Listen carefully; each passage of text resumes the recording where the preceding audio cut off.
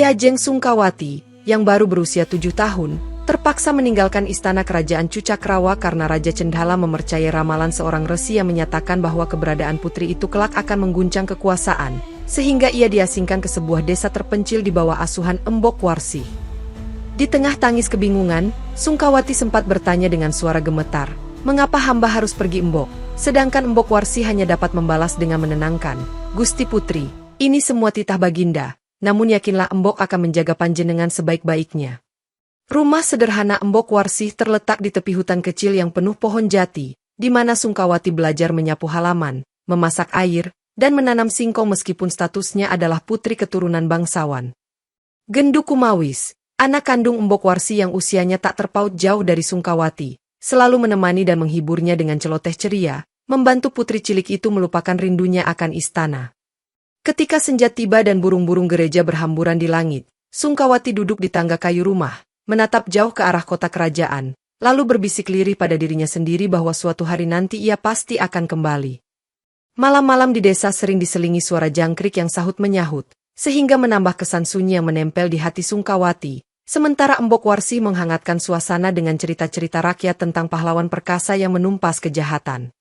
Di sela cerita tersebut, Embok Warsi kerap menatap Sungkawati dengan iba dan kebanggaan, sebab ia sadar bahwa putri kecil ini kelak akan dihadapkan pada takdir yang lebih besar daripada sekadar bermain di ladang singkong. Pada suatu malam, Sungkawati demam tinggi dan meracau memanggil ibunya, Ratu Anjani, meski ia tahu di lubuk hati bahwa sang ibu tak mungkin hadir menenangkannya di pengasingan ini. Gendu Kumawis mengambil kain basah dan menempelkannya di dahi Sungkawati, lalu berbisik, "Tenang, Diajeng, ada aku di sini," yang diam-diam membangkitkan keberanian Sungkawati untuk bertahan dari kesedihan. Waktu berlalu dengan lambat namun pasti, dan seiring tumbuhnya Sungkawati dalam kesederhanaan, tekadnya semakin kukuh untuk memahami alasan pengasingan ini serta berjanji dalam hati bahwa ia akan kembali ke istana bukan sekadar sebagai putri, melainkan sebagai sosok yang memiliki kuasa atas nasibnya sendiri. 11 tahun setelah diasingkan, Sungkawati yang kini telah berusia 18 tahun menerima pesan mendesak dari Ratu Anjani yang memintanya kembali ke kerajaan Cucakrawa, sehingga ia meninggalkan kehidupan desa bersama Embok Warsi dan Gendu Kumawis dengan perasaan campur aduk antara rindu dan cemas.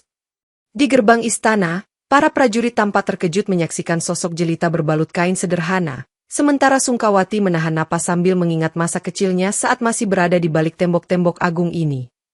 Ratu Anjani menyambutnya dengan senyum tertahan, lantas memeluknya erat sambil berbisik, "Maafkan ibu nak, untuk semua tahun-tahun yang hilang itu." Meskipun keduanya tahu bahwa rasa sesal itu tak mungkin mengembalikan waktu. Sungkawati kemudian diperkenalkan kembali kepada para pengawal dan dayang-dayang istana, yang menatapnya dengan beragam reaksi, dari kagum hingga curiga, karena legenda tentang dirinya sudah tersebar luas.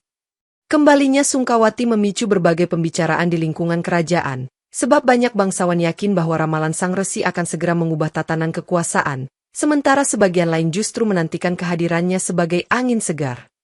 Di malam pertamanya di istana, Sungkawati merasakan ketidaknyamanan dan kerinduan akan kesederhanaan di rumah Embok Warsi, sedangkan Gendu Kumawis berupaya menenangkan dengan menyuguhkan air hangat dan menata kamar semeriah mungkin. Ketika Ratu Anjani menemuinya di ruang pribadi, Sungkawati mengutarakan kegundahannya, "Ibu, mengapa sekarang baru memanggilku pulang?" Dan sang ratu menjawab perlahan bahwa keadaan politik kerajaan menuntut Sungkawati kembali agar keseimbangan tahta tetap terjaga. Nama Sungkawati pun mulai terdengar di aula istana, di kalangan petinggi dan para penasihat, yang diam-diam menimbang bagaimana memanfaatkan kepulangannya demi memperkuat, atau bahkan menggulingkan, kekuasaan Raja Cendhala. Raja Cendhala, ayah kandung Sungkawati, masih diliputi keraguan, sehingga ia belum menemui putrinya secara langsung, membiarkan suasana tegang menggelayuti koridor istana. Di tengah segala ketegangan itu, Sungkawati menengok keluar jendela dan berbisik, "Ini baru awal dari perjalanan panjangku," sambil menegaskan pada dirinya sendiri bahwa ia tidak akan kembali menjadi korban keputusan orang lain. Pangeran Ganjaran, putra mahkota kerajaan Cucakrawa yang berusia 19 tahun, mendengar kabar kembalinya Sungkawati dan memutuskan untuk menemui gadis yang dulu sempat menjadi teman masa kecilnya, saat mereka berdua kerap bermain di taman istana. Ketika keduanya akhirnya bertatap muka di beranda kerajaan, senyuman canggung menghiasi wajah mereka. Sebelum Pangeran Ganjaran mengucapkan, "Sungkawati, engkau telah begitu lama pergi, hingga aku sempat berpikir bahwa takdir memisahkan kita selamanya." Sungkawati menahan gejolak emosi, mengenang masa kecilnya yang hilang, lalu menjawab lirih. Bagaimana bisa takdir memisahkan jika kita memang ditakdirkan untuk bertemu lagi di sini, Pangeran? Meski dalam hati ia masih meragukan niat ayahnya. Percakapan ringan mereka diiringi kehadiran Genduku Mawis yang menyiapkan minuman hangat, tetapi bayang-bayang intrik politik membuat suasana tetap tegang, seolah kebersamaan itu hanya jeda singkat sebelum badai besar datang. Pangeran Ganjaran pun membeberkan situasi terbaru di istana, tentang meningkatnya ancaman dari kerajaan tetangga di utara dan meluasnya pengaruh Jenderal Ageng Kumbara yang baru saja kembali dari medan perang dengan kemenangan besar. Mendengar hal itu, Sungkawati merasa bahwa kepulangannya bukan kebetulan semata, melainkan bagian dari rencana politik yang belum sepenuhnya ia pahami, sehingga ia berniat mencari tahu sendiri kebenarannya. Meskipun terselip rasa suka di antara keduanya, Pangeran Ganjaran menekankan bahwa kedudukan mereka kini sudah berbeda. Aku adalah pewaris tahta, sementara kau, Sungkawati, digadang-gadang membawa takdir besar yang mungkin melebihi sekadar menjadi permaisuri. Kata-kata itu menimbulkan pertanyaan di benak Sungkawati. Apakah takdir besar yang dimaksud sama dengan ramalan resi yang menyebabkan pengasingannya dulu, ataukah ada maksud lain yang lebih gelap dan berbahaya?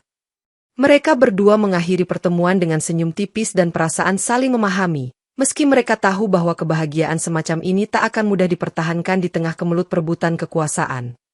Selepas kepergian Pangeran Ganjaran, Sungkawati termenung di depan kolam teratai, berbisik pada dirinya, jika takdirku adalah mengguncang kerajaanku sendiri, aku harus memastikan bahwa guncangan itu mengantarkan kebaikan, bukan kehancuran.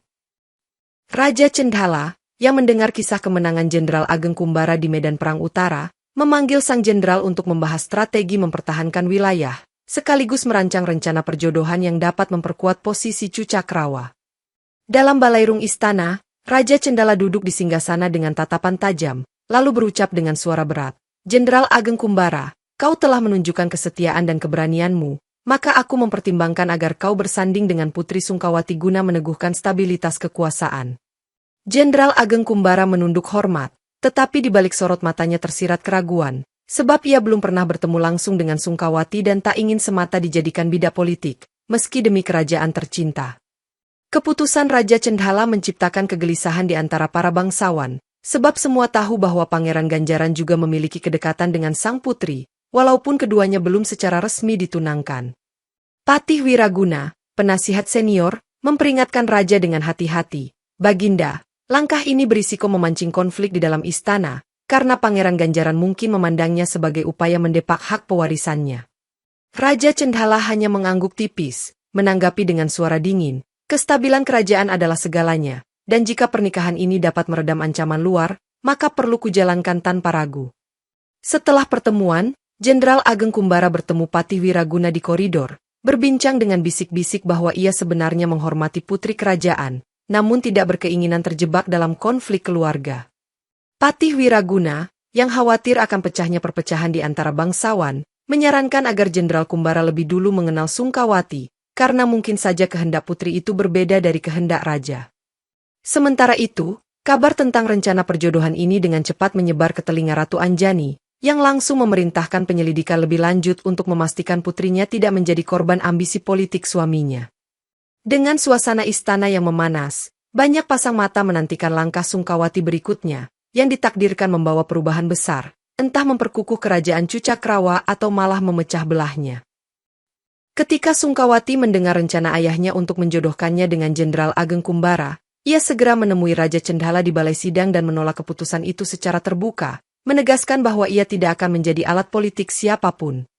Raja Cendhala terkejut dengan keberanian putrinya, sehingga ia berseru, "Jaga tutur katamu, Sungkawati, kau adalah darah dagingku dan nasibmu adalah tanggung jawab kerajaan." Namun sang putri membalas dengan dada tegak, "Ayahanda, kerajaankah yang ayahanda pikirkan, atau sekadar kekuasaan pribadi?"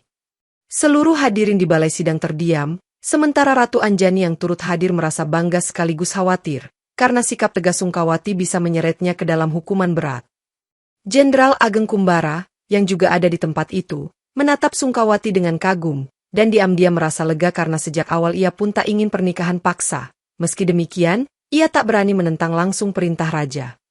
Patih Wiraguna mencoba menengahi dengan suara halus, "Baginda, mungkin sebaiknya pertimbangkan kembali langkah ini, sebab kita memerlukan persatuan di saat ancaman dari luar semakin dekat." Namun Raja Cendhala tetap bergeming. Suasana memanas ketika beberapa bangsawan mulai berbisik-bisik tentang ketidaklayakan seorang putri mengabaikan titah raja. Namun ada pula yang bersimpati pada keberanian Sungkawati yang menuntut hak untuk menentukan nasibnya sendiri. Raja Cendhala, meski geram, akhirnya menunda keputusan pernikahan itu dengan alasan ancaman dari perbatasan utara, lalu membubarkan sidang dengan kemarahan terpendam yang akan tersulut sewaktu-waktu. Sungkawati meninggalkan balai sidang dengan perasaan lega bercampur cemas. Sementara Genduk Kumawis menggenggam tangannya erat, berbisik, "Gusti, apakah keputusan ini tak akan membuat Baginda semakin murka?" Meski demikian, Sungkawati bertekad bahwa ia tak akan membiarkan dirinya dikorbankan untuk kestabilan yang semu, lalu menumpukan kekuatan pada gagasan bahwa takdir besar harus dijalani dengan keberanian, bukan kepatuhan buta. Setelah peristiwa itu, bisik-bisik di istana semakin ramai, dan nama Sungkawati kian menjadi sorotan. Sementara kabar perlawanan putri kerajaan ini segera tersebar ke pelosok Cucakrawa, menimbulkan beragam tanggapan di kalangan rakyat. Di malam hari setelah sidang, Sungkawati diam-diam menerima pesan dari Pangeran Ganjaran yang memintanya bertemu di taman belakang istana, tempat yang dulu menjadi saksi tawa masa kecil mereka. Genduk Kumawis mengawal Sungkawati dengan hati berdebar, sebab ia tahu betul bahwa pertemuan ini dilarang oleh protokol kerajaan, terlebih setelah penolakan Sungkawati terhadap rencana Raja Cendhala. Di bawah cahaya rembulan, Pangeran Ganjaran muncul dari kegelapan pepohonan, lalu menatap Sungkawati dengan kelembutan sambil berujar, "Maafkan aku karena tidak segera membantumu di balai sidang, namun aku tak kuasa menentang titah ayahanda." Sungkawati membalas dengan suara perlahan, "Aku tahu posisimu sulit, Pangeran, tetapi jika kita tak berani berbicara, siapa lagi yang akan memperjuangkan hak kita sendiri, sementara hati kecilnya bersyukur masih ada sekutu di pihaknya." Pangeran Ganjaran lantas membeberkan rencana rahasia. Ia akan menghadap Raja Cendhala untuk membujuknya meninjau ulang perjodohan ini, sambil menegaskan bahwa ada cara lain untuk memperkuat kerajaan selain mengorbankan Sungkawati. Mendengar itu, Sungkawati menghela napas panjang karena meski ia menghargai niat tulus Ganjaran, ia pun sadar bahwa upaya tersebut kemungkinan besar akan berujung pada pertentangan yang lebih sengit dengan Raja. Genduk Kumawis, yang mengawasi dari kejauhan, turut merasa was-was. Sebab pengawal istana bisa saja memergoki pertemuan rahasia ini dan melaporkan kepada Raja Cendhala, sehingga menempatkan Sungkawati dan Ganjaran dalam bahaya. Namun keduanya memilih tetap melanjutkan pembicaraan, saling menggenggam tangan sebagai simbol kebersamaan, menyadari bahwa jalan mereka akan dipenuhi rintangan, tetapi tekad untuk meraih kebebasan semakin kuat. Ganjaran sempat berbisik, "Andai kita dapat meniti hari-hari seperti dulu, bermain di taman tanpa beban, mungkin segalanya tak akan serumit ini." Namun Sungkawati menjawab tegas bahwa mereka sudah tumbuh dewasa dan tanggung jawab tak dapat dihindari. Menjelang fajar, keduanya berpisah dengan janji akan tetap berjuang bersama demi nasib yang lebih adil, sembari menyadari bahwa setiap langkah di istana kini diawasi oleh mata-mata yang siap melaporkan gerak-gerik mereka. Usai mendengar penolakan keras dari Sungkawati, Jenderal Ageng Kumbara memutuskan untuk menemuinya secara pribadi, dengan harapan dapat menjalin komunikasi yang jujur. Sebab ia pun enggan terlibat dalam pernikahan politis tanpa persetujuan sang putri. Mereka bertemu di serambi dalam istana, di mana Sungkawati duduk di kursi kayu jati, menatap langit senja sambil memikirkan nasibnya, lalu terkejut ketika seorang prajurit mengumumkan kehadiran Jenderal Kumbara. Jenderal Kumbara memberi hormat, seraya berkata pelan, "Hamba hormat, Gusti Putri, hamba Jenderal Ageng Kumbara, datang untuk menyampaikan bahwa hamba bukanlah musuh panjenengan, dan tidak ingin memaksa ikatan yang tidak didasari kerelaan hati." Mendengar pernyataan itu, Sungkawati menurunkan kewaspadaannya, kemudian menanyakan dengan hati-hati, "Lalu apa yang membuat Tuan bersedia menerima rencana perjodohan itu, jika memang tak ada niat untuk menikahi saya?" Jenderal Kumbara menatap lurus pada Sungkawati, menjawab dengan suara tegas bahwa ia hanya tunduk pada perintah raja, tetapi bila putri memang menolaknya, ia tak akan memaksa dan bahkan siap membela hak Sungkawati di hadapan sang baginda. Kalimat tersebut membuat Sungkawati tercenung, menyadari bahwa di balik reputasi Kumbara sebagai pahlawan perang kejam, ternyata tersimpan sikap menghargai kehendak orang lain, berbeda dari rumor yang tersebar di istana. Genduk Kumawis, yang menyajikan teh di dekat mereka, melihat interaksi ini dengan sorot mata kagum, sebab ia tak menyangka Jenderal Kumbara memiliki sisi lembut di balik penampilannya yang gagah dan berwibawa. Sungkawati pun melontarkan pertanyaan yang membebaninya, "Mengapa Tuan bersedia melakukan ini? Padahal jelas-jelas perintah raja bisa dikatakan mutlak dan tak dapat diganggu-gugat," di mana Jenderal Kumbara menjawab bahwa kehormatan sejati ada pada kebenaran, bukan sekadar ketaatan buta.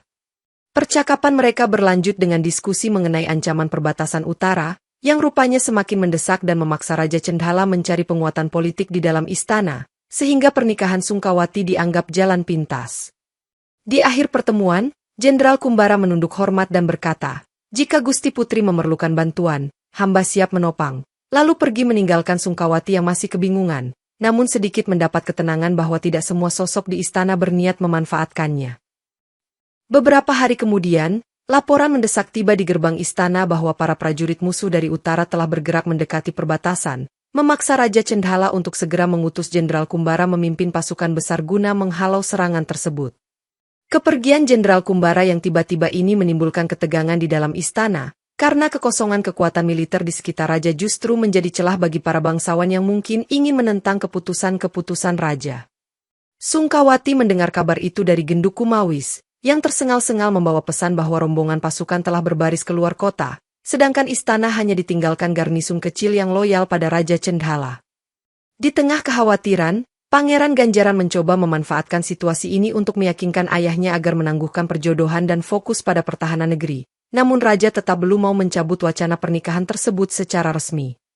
Ratu Anjani, menyadari gentingnya kondisi politik dan militer, ikut menekan Raja agar memikirkan kedamaian keluarga kerajaan lebih dulu, sebab jika Sungkawati terus dipaksa, dikhawatirkan akan memicu perpecahan internal.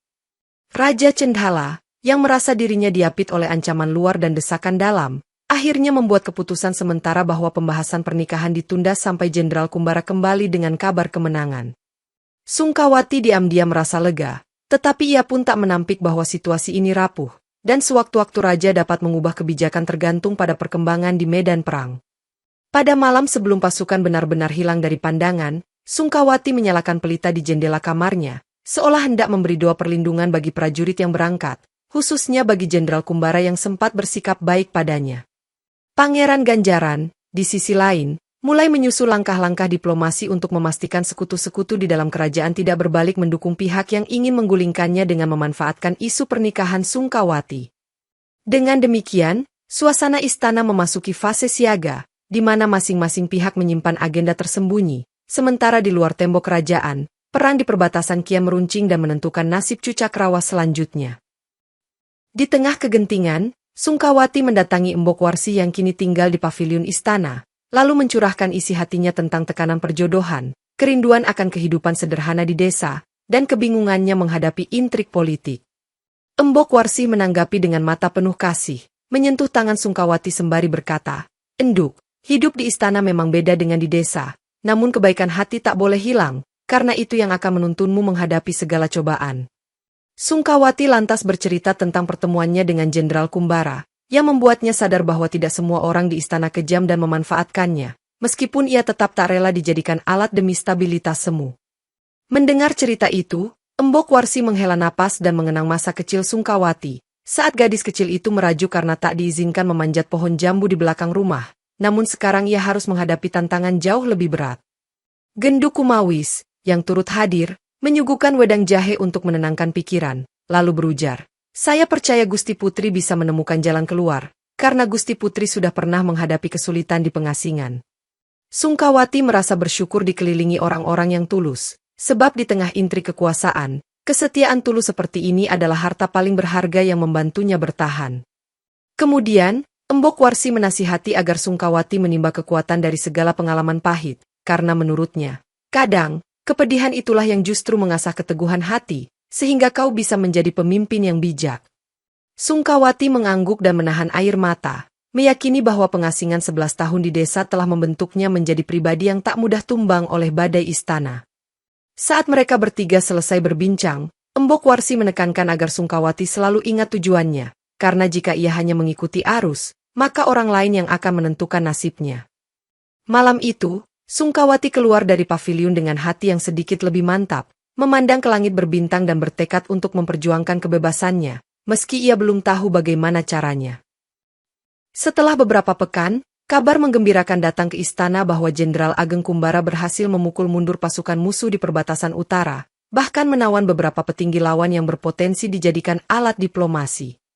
Raja Cendhala menyambut kabar itu dengan sukacita. Namun diam-diam merasa cemas karena kemenangan besar Kumbara justru semakin menambah pamor sang jenderal, sehingga ia bisa menjadi ancaman bagi kekuasaan raja sendiri. Para bangsawan di istana mulai membangun aliansi dengan Kumbara, memandangnya sebagai figur yang kuat dan berpengaruh, sedangkan Pangeran Ganjaran berusaha mengantisipasi agar tidak kehilangan dukungan internal. Sungkawati, mendengar kabar tersebut, menilai bahwa ini bisa memperkuat alasan ayahnya untuk memaksa pernikahan mereka, sebab persekutuan dengan sang jenderal akan mengamankan tahta dari segala arah. Beberapa dayang istana bergunjing bahwa Jenderal Kumbara mungkin menyetujui perjodohan tersebut karena telah merasakan manisnya kekuasaan, meski sebelumnya ia pernah menyatakan niatnya membela kehendak Sungkawati. Gendu Kumawis menenangkan Sungkawati dengan pendapat bahwa Kumbara tidak akan mengingkari kata-katanya, tapi Sungkawati tetap khawatir perhitungan politik dapat mengubah pendirian siapapun. Pada saat yang sama, Ratu Anjani mencoba memengaruhi Raja Cendhala agar menyadari bahwa memaksa putrinya menikah bisa menimbulkan kebencian yang akan merusak ikatan keluarga kerajaan. Raja Cendhala, di hadapan Dewan Penasihat, berkomentar bahwa perjodohan adalah bentuk apresiasi bagi Jenderal Kumbara, dan menantang siapapun di istana untuk menolak rencana ini demi kebaikan negeri. Sungkawati, yang diam-diam turut hadir di balik tirai, tercekat mendengar kata-kata ayahnya. Sementara Pangeran Ganjaran hanya bisa menggenggam naskah di tangannya, menahan diri untuk tidak meledak dalam protes terbuka. Dengan kemenangan yang didapatkan Jenderal Kumbara di medan perang, suasana istana menjadi semakin panas, karena bagai dua mata pisau, kemenangan itu bisa menjadi pelindung kerajaan atau justru menikam balik rajanya. Melihat tak ada jalan lain, Pangeran Ganjaran berbisik pada Sungkawati di lorong istana, "Jika ayahanda memaksa, apakah kau bersedia melarikan diri denganku? Meski itu berarti kita mengingkari tahta dan segala kehormatan." Sungkawati, yang sudah lelah dengan intrik dan paksaan, menatap Ganjaran dengan mata basah, menanyakan apakah langkah itu tidak akan menjerumuskan kerajaan ke dalam krisis yang lebih besar. Namun Ganjaran meyakinkannya bahwa mereka hanya perlu waktu menenangkan keadaan. Berbekal peta rahasia jalur pelarian di belakang istana, keduanya menyusun rencana dengan hati-hati agar tak seorang pun, termasuk para pengawal, menyadari keberangkatan mereka. Gendu Kumawis dan Embok Warsi juga diberitahu agar menunggu isyarat tertentu, di mana jika rencana berhasil, Sungkawati akan kembali menjemput mereka di desa tempatnya dulu diasingkan. Pangeran Ganjaran mengungkapkan alasannya, "Lebih baik kita menepi sebentar daripada menyerahkan hidupmu untuk dinikahkan dengan orang yang belum tentu kau cintai, walau aku harus kehilangan statusku sebagai putra mahkota." Namun, Sungkawati tetap bimbang, karena dirinya pun menghormati Jenderal Kumbara yang tak pernah memaksanya, dan takut melukai hati rakyat yang berharap banyak pada dirinya. Di tengah kebimbangan itu, Pangeran Ganjaran mengingatkannya bahwa jika mereka tetap di istana, Raja Cendhala bisa saja memanfaatkan keadaan politik apapun demi mempertahankan singgasana. Akhirnya, Sungkawati setuju dengan rencana pelarian tersebut, namun ia berjanji pada dirinya sendiri bahwa kelak akan kembali dengan kekuatan dan kemandirian lebih besar untuk menuntut haknya sebagai putri mahkota. Sebelum melangkah lebih jauh, Ganjaran memastikan semua persiapan sudah lengkap, termasuk perahu kecil di tepi sungai belakang istana dan kuda yang disembunyikan di kandang rahasia luar kota. Meski begitu, bayang-bayang Jenderal Kumbara, Ratu Anjani, dan bahkan Raja Cendhala, membuat batin mereka tidak tenang, karena mereka menyadari dengan pasti bahwa pelarian ini akan mengguncang seluruh kerajaan. Malam hari tiba, Sungkawati dan Pangeran Ganjaran bersiap untuk melarikan diri melalui lorong rahasia di belakang aula megah. Namun langkah mereka terhenti ketika sepasukan pengawal istana yang dipimpin oleh prajurit setia Raja Cendhala sudah menunggu di ujung koridor. Ternyata, rencana pelarian mereka telah bocor ke telinga seorang bangsawan licik, yang segera melaporkan kepada raja demi mendapat imbalan politik dan harta. Ganjaran berjaga di depan Sungkawati, berseru, "Biarkan kami pergi, ini bukan pemberontakan, kami hanya ingin menghindari perjodohan paksa." Akan tetapi para pengawal tak bergeming dan justru menghunus senjata. Terjadilah keributan di lorong sempit itu. Sungkawati menjerit memanggil Gendu Kumawis yang berada di belakangnya, namun mereka tak sempat melanjutkan upaya karena jumlah pengawal yang melimpah berhasil mengepung. Raja Cendhala tiba dengan wajah murka, memandangi keduanya lalu berseru lantang, "Kalian tidak tahu malu, berani merusak nama kerajaan dan membuat aib di tengah ancaman perang. Kalian sungguh melupakan status kalian sendiri." Pangeran Ganjaran berupaya menjelaskan bahwa perbuatan mereka bukan untuk menodai kehormatan kerajaan, tetapi demi kebebasan, namun suara lantangnya dibungkam oleh tatapan dingin sang raja. Sungkawati, menahan tangis dan ketakutan, berkata pelan, "Ayahanda, mengapa kebebasan dianggap sebagai pengkhianatan? apakah cinta dan kehendak tak punya tempat di istana ini? Namun Raja Cendhala menegaskan bahwa kewajiban kerajaan berada di atas segalanya. Akhirnya, keduanya diseret kembali ke istana, sementara Gendu Kumawis dan Embok Warsi hanya bisa menatap nanar, takut ikut ditangkap jika membela lebih jauh. Sebagai konsekuensi, Raja Cendhala memenjarakan Pangeran Ganjaran di salah satu menara istana, sedangkan Sungkawati dipaksa diam di kediaman Ratu Anjani, di bawah pengawasan ketat para pengawal perempuan kerajaan. Suasana di istana menjadi semakin mencekam, dengan beragam isu yang beredar bahwa Raja Cendhala mungkin akan menghukum Pangeran Ganjaran secara berat, sementara masa depan Sungkawati pun tak luput dari ancaman. Di tengah kericuhan akibat penangkapan Sungkawati dan Pangeran Ganjaran, Jenderal Ageng Kumbara tiba-tiba pulang dari perbatasan dengan laporan final bahwa pasukan musuh telah mundur jauh dan kedamaian sementara tercapai. Raja Cendhala, yang menyaksikan kesuksesan besar ini, menyambut sang jenderal dengan senyum lebar, tapi diam-diam merencanakan agar Jenderal Kumbara segera menikahi Sungkawati untuk mengamankan kekuasaan. Pada sebuah jamuan megah di Balairung, di hadapan para petinggi kerajaan, Raja Cendhala mendadak mengumumkan bahwa pernikahan Jenderal Kumbara dan Diajeng Sungkawati akan dilaksanakan dalam waktu dekat, untuk merayakan perdamaian dan menghormati jasa sang jenderal. Jenderal Kumbara, yang terkejut dengan pengumuman sepihak itu, hanya bisa menunduk dan melirik ke arah Ratu Anjani yang tampak muram, sementara Sungkawati dikurung dan tak dapat hadir dalam jamuan tersebut. Para bangsawan saling bertukar pandang, sebab keputusan itu akan memicu konflik dengan Pangeran Ganjaran yang masih ditawan, namun tidak ada yang berani mengungkapkan keberatan di depan Raja Cendhala. Ratu Anjani mencoba bertanya kepada Raja, "Mengapa harus sekarang, Baginda? Bukankah keadaan istana masih diliputi kegelisahan?" Tapi Raja menampiknya, menegaskan bahwa inilah saat tepat untuk menunjukkan kekuatan Cucakrawa. Beberapa orang bertepuk tangan dengan kaku, menyadari bahwa pengumuman ini ibarat lonceng kematian bagi kebebasan Sungkawati, sementara yang lain berbisik-bisik mengenai dampaknya terhadap nasib Pangeran Ganjaran. Jenderal Kumbara, yang menahan kegelisahan, memberi hormat sambil menyatakan bahwa ia siap menjalankan perintah raja, namun berharap dapat berbicara dengan Sungkawati terlebih dahulu. Raja Cendhala menenangkan tawa tamunya, lantas berkata bahwa waktu berbincang akan tiba, tapi keputusan soal pernikahan sudah bulat, dan tak boleh ada seorang pun yang berusaha menggagalkannya lagi. Dengan pengumuman itu, situasi istana makin menegang, karena sekutu Pangeran Ganjaran diam-diam merencanakan cara menyelamatkannya, sementara Sungkawati yang terisolasi belum mengetahui apa yang telah diputuskan atas dirinya. Di penjara menara, Pangeran Ganjaran mengalami percobaan pembunuhan oleh orang tak dikenal, yang menyelinap di malam buta dan melukai pundaknya. Namun aksinya gagal sepenuhnya karena prajurit jaga sempat memergokinya. Kabar itu segera sampai ke telinga Ratu Anjani dan Sungkawati, yang terperanjat mendengar bahwa seseorang berusaha mencabut nyawa sang pangeran, mungkin untuk melenyapkan pesaing tahta atau memperlancar rencana pernikahan Sungkawati. Sungkawati yang selama ini terkurung di kediaman ibunya, memaksa ingin menjenguk Ganjaran, hingga ia bersitegang dengan para pengawal, berteriak, "Menyingkirlah, atau nyawa kalian jadi gantinya. Karena aku tak akan diam saja."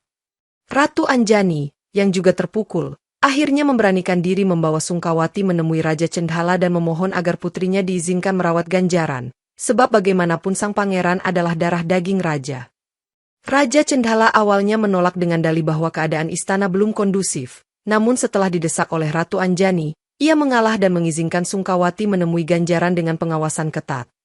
Saat akhirnya Sungkawati melihat Ganjaran terbaring lemah dengan luka di pundak, ia jatuh berlutut di samping tempat tidurnya, meneteskan air mata dan berbisik, "Maafkan aku, karena tak bisa melindungimu."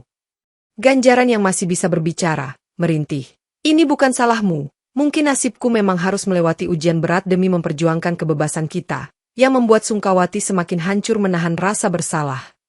Dokter istana menenangkan mereka bahwa lukanya tidak mematikan, namun perlu waktu untuk sembuh total. Sementara Sungkawati menduga bahwa upaya pembunuhan ini adalah ulah pihak yang ingin menyingkirkan Ganjaran agar pernikahannya dengan Kumbara tak terhalang.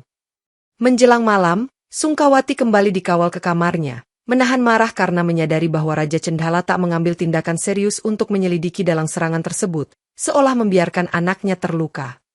Sungkawati pun berjanji pada dirinya sendiri bahwa ia tidak akan tinggal diam, dan jika perlu, ia akan melawan ayahnya sendiri untuk menemukan kebenaran dan menuntut keadilan bagi Ganjaran. Di sudut istana yang lebih tersembunyi, permaisuri Sukesi dari keluarga bangsawan lain, yang sejak lama tidak akur dengan Ratu Anjani, memanfaatkan situasi pelik ini untuk menyebarkan rumor bahwa Sungkawati adalah pembawa malapetaka. Rumor tersebut mengatakan bahwa semenjak kembalinya Sungkawati, istana menjadi kisruh, Pangeran Ganjaran terluka, dan Raja Cendhala nyaris kehilangan kehormatan karena perlawanan putri sendiri, sehingga banyak orang mulai mempertanyakan kesucian ramalan tentang takdir Sungkawati. Patih Wiraguna, yang selalu berusaha menjaga stabilitas, berupaya menangkis rumor ini, namun pengaruh Permaisuri Sukesi ternyata cukup besar di kalangan dayang dan bangsawan tingkat menengah. Berbagai fitnah mulai beredar, seperti kabar bahwa Sungkawati sengaja menjebak Pangeran Ganjaran agar menentang raja, hingga gosip bahwa Jenderal Kumbara diam-diam sudah menjalin kesepakatan gelap dengan Sungkawati. Ratu Anjani menyadari bahaya yang mengancam putrinya, lalu dengan penuh tekad menghampiri Sungkawati dan memperingatkannya.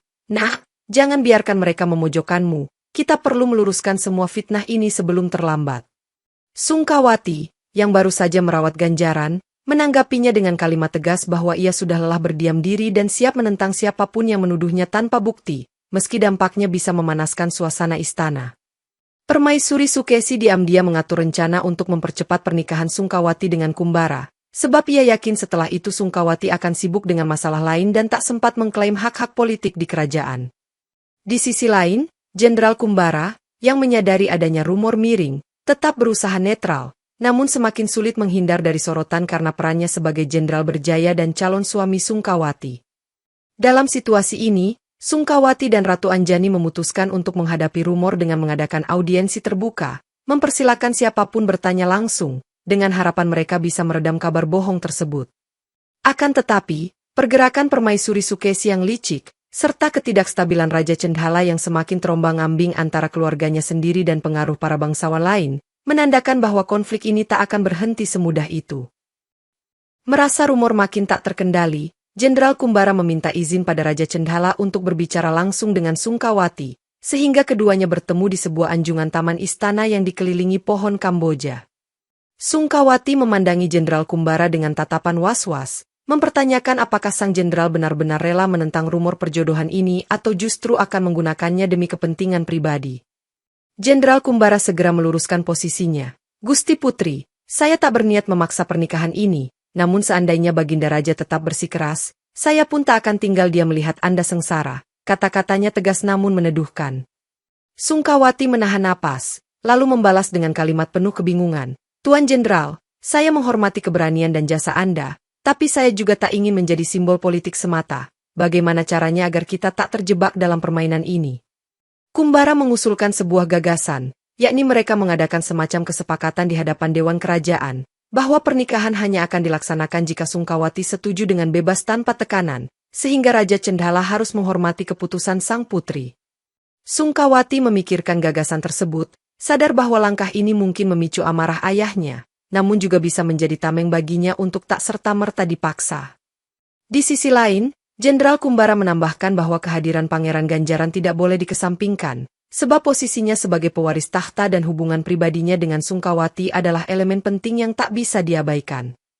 Mata Sungkawati membesar, menegaskan bahwa ia tak ingin melangkahi Ganjaran, dan seandainya Ganjaran mampu pulih dan bersuara, pasti ia juga akan menolak pernikahan paksa yang merenggut kebebasan Sungkawati.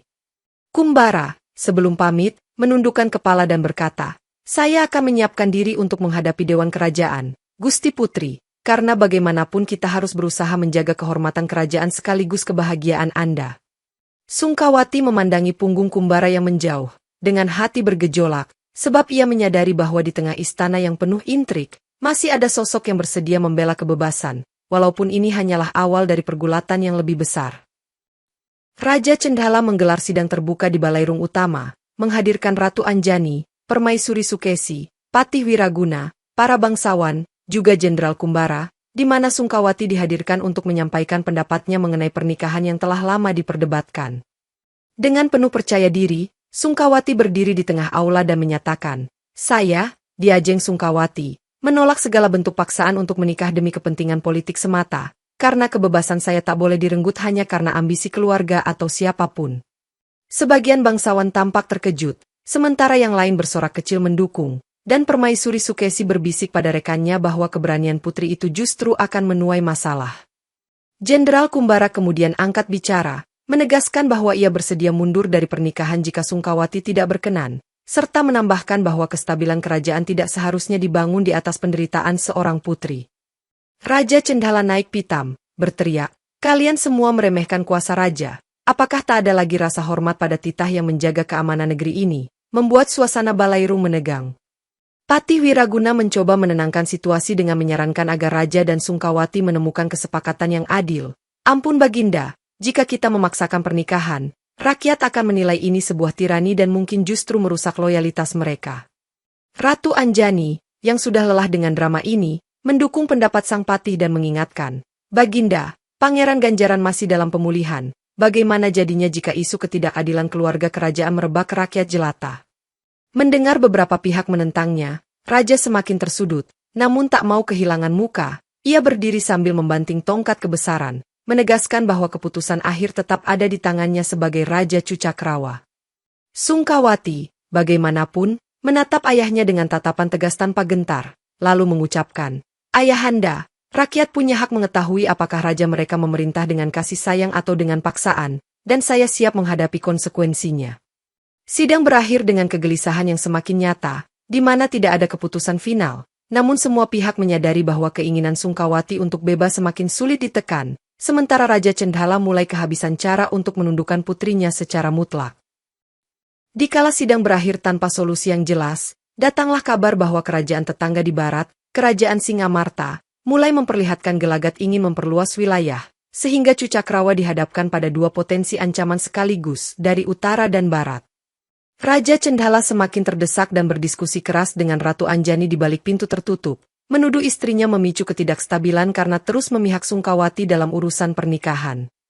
Ratu Anjani membalas tuduhan itu dengan suara pilu, "Baginda, apakah salah jika seorang ibu melindungi putrinya, sementara Baginda justru berpihak pada kepentingan politik semata?" Tapi raja menjawab bahwa politik adalah urat nadi kerajaan. Dengan situasi genting ini, Raja Cendhala ingin segera merampungkan pernikahan Sungkawati agar Jenderal Kumbara benar-benar berkomitmen membela Cucakrawa dari semua ancaman, tidak hanya dari utara. Ratu Anjani menegaskan bahwa memaksa pernikahan bukanlah solusi jangka panjang. "Baginda, jika Sungkawati merasa diperlakukan tak adil, bukankah hal itu dapat menimbulkan perpecahan internal, sementara kita justru membutuhkan persatuan?" Raja yang murka menyatakan, "Aku tak mau lagi berdebat, Anjani. Kerajaan ini terancam dari segala sisi, dan keputusan cepat harus diambil, meski tak semua pihak menyukainya." Ratu Anjani berusaha menahan air matanya, memikirkan bagaimana nasib Sungkawati jika benar-benar dinikahkan paksa, sementara Pangeran Ganjaran masih terbaring lemah, dan Jenderal Kumbara pun belum menyatakan persetujuannya dengan lantang. Percekcokan mereka terdengar hingga keluar ruangan, di mana beberapa prajurit dan pelayan saling menatap prihatin, menyadari bahwa konflik keluarga kerajaan ini semakin memanas. Sungkawati sendiri, yang mendengar kabar ancaman dari luar, semakin yakin bahwa dirinya tak boleh menyerah begitu saja, dan mungkin perlu cara lain untuk mempertahankan kebebasannya tanpa memperlemah kerajaan. Sementara itu, para bangsawan mulai menimbang-nimbang kubu mana yang akan mereka dukung, sebab di satu sisi, Raja Cendhala masih kokoh di singgasana, namun di sisi lain, Sungkawati telah meraih simpati karena keberaniannya menentang tirani. Dalam pergolakan yang semakin panas, Jenderal Kumbara mengejutkan seisi istana dengan berlutut di hadapan Sungkawati di salah satu aula tengah, melamarnya secara terbuka di hadapan para bangsawan dan dayang. Tindakan ini mengagetkan Sungkawati, namun sebelum gadis itu bereaksi, Kumbara mengumumkan, "Aku, Ageng Kumbara, menawarkan pernikahan bukan karena paksaan raja, melainkan karena keyakinan bahwa aku bisa melindungi dan menghormati kebebasan putri." Suasana riuh dengan bisik-bisik takjub. Sementara Raja Cendhala tersenyum puas, menyangka hal itu menandakan akhir dari pertentangan, namun Sungkawati menahan Kumbara dan berkata, "Tuan, bagaimana jika aku masih menolak?" Jenderal Kumbara menegaskan, "Jika kau menolak, maka aku akan membatalkan lamaran ini, sebab aku tak ingin menjadi alat memenjarakanmu dalam hubungan yang tidak kau kehendaki," sehingga beberapa bangsawan tampak cemas mendengar sikap tegasnya. Sungkawati menatapnya lekat, menyadari keberanian Kumbara menghadapi raja. Lalu dengan suara yang tenang namun tegas, "Baiklah, aku akan menerima, tapi dengan satu syarat, keselamatanku dan kebebasanku tetap kau jamin, dan Pangeran Ganjaran dibebaskan dari penjara tanpa syarat." Raja Cendhala terpana, sementara para bangsawan saling pandang karena syarat itu cukup berat, terutama berkaitan dengan kebebasan Ganjaran, yang dianggap biang kericuhan. Kumbara menoleh ke arah raja, meminta konfirmasi, dan menjelaskan bahwa tanpa pemenuhan syarat tersebut, lamaran ini tak akan punya makna sejati. Baginda, bukankah lebih mulia membangun pernikahan atas landasan kepercayaan daripada paksaan? Raja Cendhala, terdesak oleh tuntutan kebebasan Sungkawati dan sorotan publik, akhirnya menganggukkan kepala walau dengan raut wajah berat, menyetujui persyaratan asalkan Ganjaran tidak lagi melawan kehendak istana. Sungkawati mendekati Kumbara, sambil bergumam, "Kalau begitu, aku akan menerima lamaranmu, tetapi ingatlah, aku tak akan tinggal diam jika kebebasanku dilanggar." Dan Kumbara menjawab dengan nada hormat bahwa ia sepenuhnya mengerti. Dengan demikian, kabar pertunangan Sungkawati dan Jenderal Kumbara tersebar di seantero kerajaan, mengundang beragam reaksi, dari yang mengucapkan selamat hingga yang meragukan ketulusan keduanya, sementara Ganjaran masih menanti pembebasannya. Menepati janjinya, Raja Cendhala memerintahkan pembebasan Pangeran Ganjaran dari menara penjara, walau sang pangeran masih lemah akibat luka di pundaknya, sehingga ia harus didukung oleh beberapa prajurit untuk berjalan. Ketika Ganjaran akhirnya kembali ke kamarnya, Sungkawati menemuinya sambil menunduk dan berkata lirih, "Maafkan aku, Kakang, karena menerima lamaran Kumbara, tapi ini satu-satunya cara agar kau bebas." Sementara Ganjaran menatapnya dengan campuran lega dan duka. Ganjaran, meski terkejut atas kesediaan Sungkawati menikah dengan Kumbara, berucap bahwa ia tidak akan menghalangi jika itu memang demi menyelamatkan Sungkawati dari kehendak raja, dan menegaskan, "Setidaknya kini aku dapat memperjuangkan kerajaan dari dalam tanpa terkungkung." Di saat yang sama, kabar dari prajurit pengintai mengatakan bahwa kerajaan Singamarta di barat mulai mengerahkan bala tentara ke arah perbatasan, seolah hendak menandingi Cucakrawa yang baru saja lepas dari ancaman utara. Jenderal Kumbara segera membentuk barisan khusus, namun ia masih belum berangkat karena menunggu waktu pernikahan yang telah ditentukan oleh raja. Sementara Raja Cendhala berpendapat bahwa pernikahan harus segera dilaksanakan agar moral pasukan tetap tinggi. Ratu Anjani, yang melihat keadaan semakin genting, mengingatkan raja bahwa prioritas seharusnya pertahanan negeri, bukan sekadar pesta pernikahan. Namun raja berdalih bahwa upacara megah akan menunjukkan kekuatan kerajaan kepada pihak luar. Banyak bangsawan menyetujui pandangan raja, tapi ada pula yang menilai bahwa ini hanya penegasan kekuasaan semu, karena Sungkawati belum tentu sepenuhnya sepakat dengan situasi politik ini. Ganjaran, yang perlahan memulihkan kondisi fisiknya, turut memberi masukan pada ayahnya, menyarankan agar Jenderal Kumbara difokuskan untuk persiapan militer, namun raja tetap ingin menuntaskan pernikahan secepat mungkin, sehingga tekanan atas Sungkawati pun tak berkurang. Menjelang malam, Sungkawati merenung di kamarnya, memikirkan bagaimana caranya agar ia dapat menepati janjinya untuk tidak menjadi boneka, sementara kondisi negara semakin menuntut kepastian stabilitas di atas segalanya. Dalam kebimbangan itu, datang kabar bahwa Jenderal Kumbara sudah siap menggelar upacara lamaran resmi dalam 2 hari, membuat Sungkawati terpaksa menghadapi kenyataan bahwa ia akan menjadi istri sang jenderal di tengah ancaman perang baru. Hari yang dinanti tiba, Istana Cucakrawa ramai dengan gemerlap hiasan dan iring-iringan tamu dari berbagai wilayah, sementara Sungkawati mengenakan busana kebesaran yang disiapkan Ratu Anjani, meski hatinya masih diliputi kebimbangan. Jenderal Kumbara berdiri tegap di balairung, mengenakan pakaian adat keraton yang dipadu dengan aksesoris militer, seolah menggabungkan simbol kekuatan perang dan keanggunan istana. Raja Cendhala memimpin prosesi dengan wajah puas, berharap bahwa pernikahan ini akan meneguhkan persatuan kerajaan, menundukkan pemberontakan, dan menambah keyakinan pasukan menghadapi ancaman dari barat. Pangeran Ganjaran hadir di antara para bangsawan, meski belum sepenuhnya pulih, menatap pernikahan ini dengan pandangan yang sulit diartikan, antara kelegaan karena Sungkawati selamat dan kepedihan karena cinta yang tak tersampaikan. Ketika saatnya tiba, Sungkawati melangkah maju dengan kepala tertunduk, lalu menatap Jenderal Kumbara tepat di mata, menanyakan dalam hati apakah keputusan ini benar-benar akan menjamin kebebasannya dan memeluk tujuannya yang lebih luas.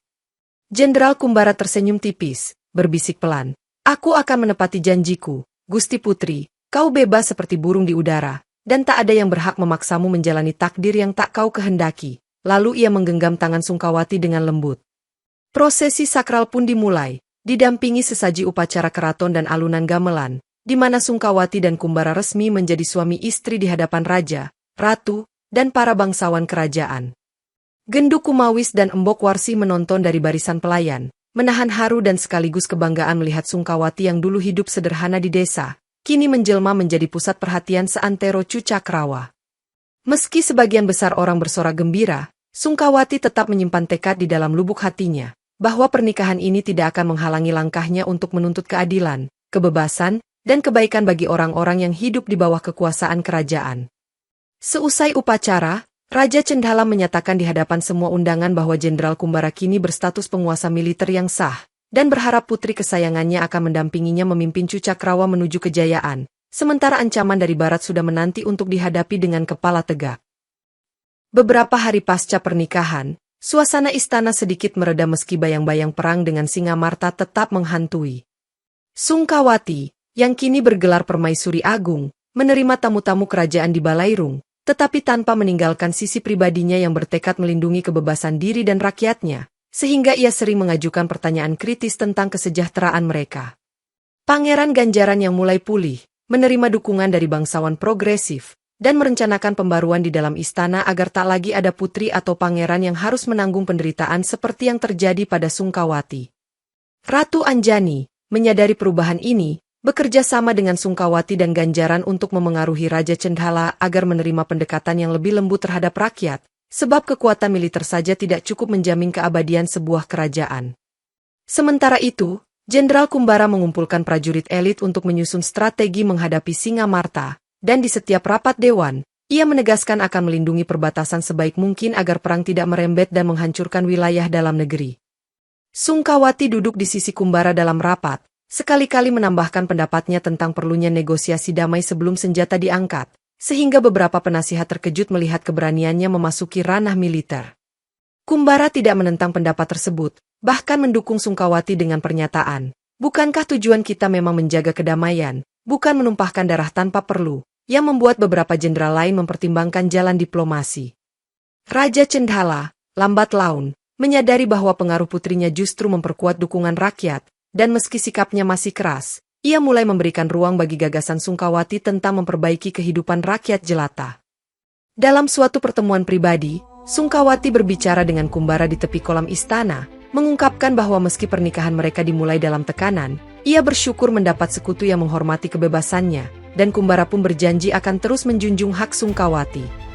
Dengan bersatunya Kumbara, Ganjaran, serta Sungkawati, benih perubahan mulai tumbuh di kerajaan Cucakrawa, dan walau ancaman perang masih mengintai, mereka bertekad menata masa depan kerajaan yang lebih adil, di mana takdir tidak lagi menjadi beban, melainkan tanggung jawab yang dijalani dengan kesadaran dan kehendak bebas.